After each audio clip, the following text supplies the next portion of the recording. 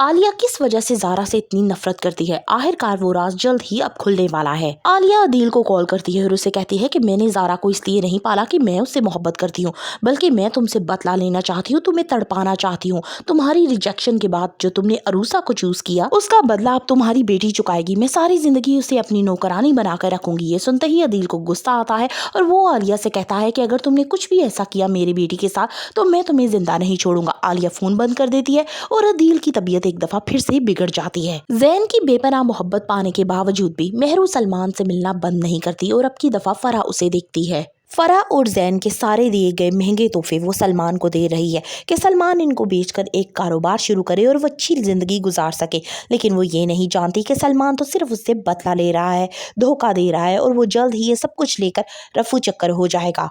सलमान भी अब सिर्फ मौके की तलाश में है कि कब उसे अच्छा मौका मिलता है और वो मेहरू से बदला लेता है। दूसरी तरफ दिखाया जाएगा कि हादी बार बार ज़ारा से दरख्वास्त करता है कि वो उससे मोहब्बत करता है और शादी करना चाहता है। रेहान भी ज़ारा के करीब होने की कोशिश करता है, ये एहसास दिलाए बगैर कि वो उसी का भाई है, उससे दिल की बातें करता है और उसकी सुनता है। जैन हर वक्त मेहरू की याद में खोया रहता है और उसे मैसेज करता रहता है। जैन की हालत देखकर फराह को अब खुद पर गुस्सा आने लगा है, क्यों उसने अपने बेटे की मेहरू जैसी लड़की से शादी की। दूसरी तरफ देखा जाता है कि सलमा ज़ारा को बहुत पसंद करती है और वो अपने भाई से जिक्र करती है कि वो हादी और ज़ारा की शादी करवाना चाहती है।